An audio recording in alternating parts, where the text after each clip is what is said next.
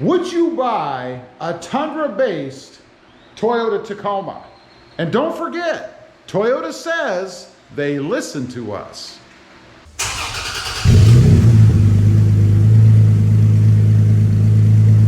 Well, good afternoon, everybody, and welcome back to RobMotive. So, the big question is, would you buy a Tundra-based Toyota Tacoma?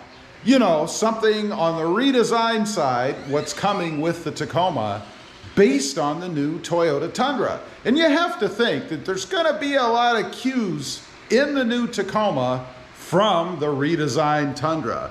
Also, I saw a live presentation this morning.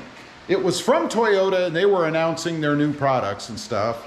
And one thing that one of the big honchos over there, or at least the speaker during this presentation, mentioned is that Toyota listens to its customers.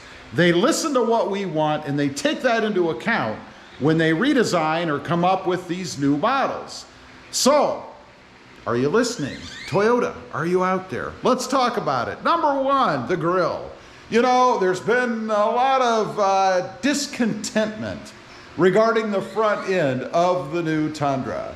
And I gotta believe that they're gonna do something very similar with the Tacoma. You know, I've seen some renderings out there.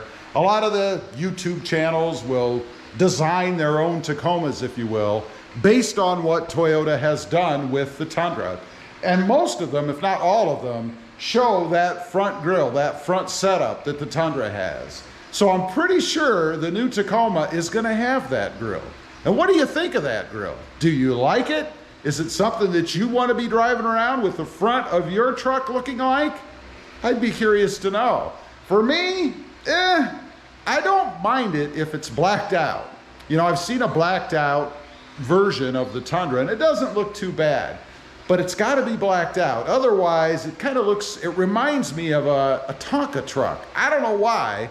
If you don't know what those are, Google them. The old Tonka trucks. That's kind of what it reminds me of. Number two, a lower height. It seems to me that the Toyota Tundra is lower. It feels lower. Now, I don't know if it's the physical height of the truck itself or if it's the seating position, the way the seats are in the cab. When I drove it, it just felt like I was lower to the ground. And you know, that's a problem for me because I like lifted trucks. I don't want to slam them. I don't want to go the other way. I wish it was even higher.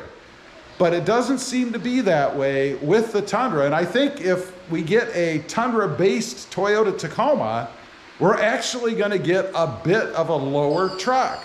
Not something I'm looking forward to. Will we still be able to lift the new Toyota Tacoma? You have to think we will. I mean, I don't think they're changing anything so radically that you can't put a lift in, even block and spacer or suspension. We shall see. Number three, what about a single turbo V6? You know, they've got the twin turbo V6 in the Tundra.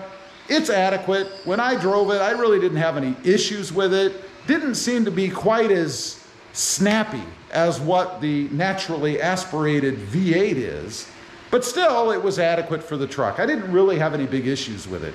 But imagine putting a single turbo V6, keeping the V6, in the Toyota Tacoma.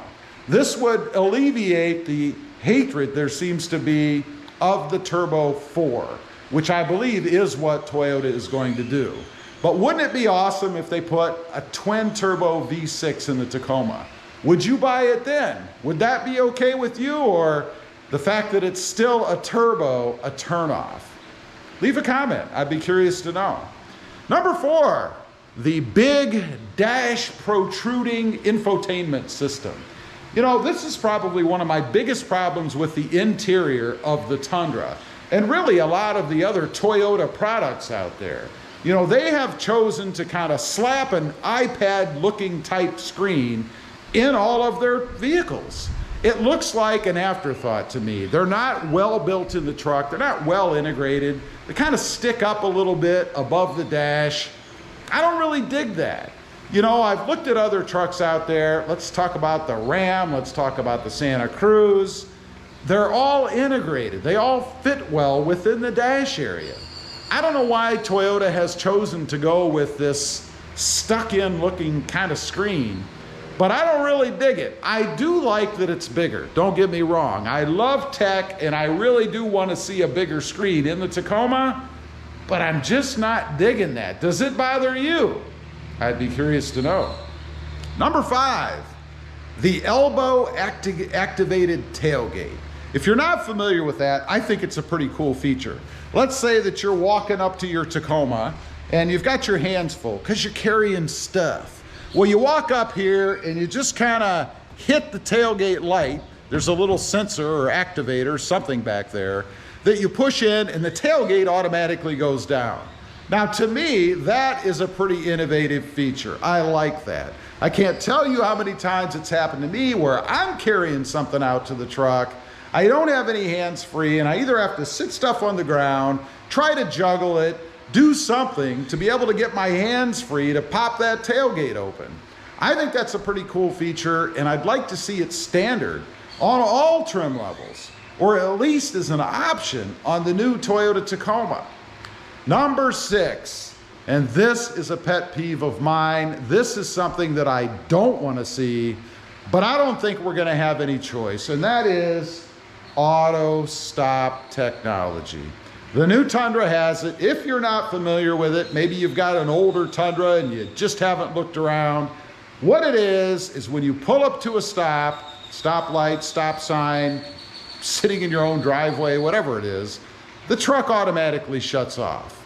Now, there was a big theory out there, and maybe it was all mine, that was to save gas. I'm here to tell you that's not correct. The whole thing behind it is emissions control. Obviously, if the truck isn't running, it's not putting out gases. So it's merely a way to control that, not increase your fuel economy. And it's a drag. I hate it. I can't stand it. I had it in my Jeep Gladiator. I had it in another truck that I owned, and it's just not for me. I don't like it. It makes me think that something's wrong with the truck. Every time I would pull up to a light, I would think there was a problem. Let me tell you a little story. A while back, I had a car, I took it in for, I think it was an oil change or something, and they offered loaners, so they gave me a loaner. I went to take off from the dealership, I pulled up, I had to stop because, you know, turning into traffic, and it shut off. I thought it stalled. I didn't know what was going on, and I thought, are you kidding me? I thought, I gotta go to work, now I gotta go back into the dealership, hassle with that, I'm gonna be late.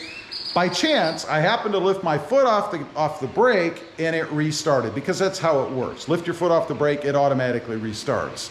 So I then discovered, because I had heard of it, first experience, but I had heard of it, that this vehicle had auto stop. I think that's probably what tainted it for me. You know, that negative experience, because they didn't tell me about it. I had no idea. And I never could figure out how to disable it in that car. I had to live with it the whole time that I rented it. I know, first world problems, right? But it was a drag. So anyway, would you buy a Tundra-based Toyota Tacoma if it had these things on it, like the auto stop? Leave a comment. I'd be curious to know. Also, real quick, I do have 2 additional channels.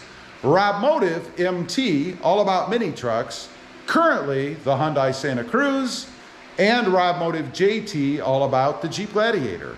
Check them out, and if you're interested, why not subscribe? Thanks for watching. Stay safe out there. Bye.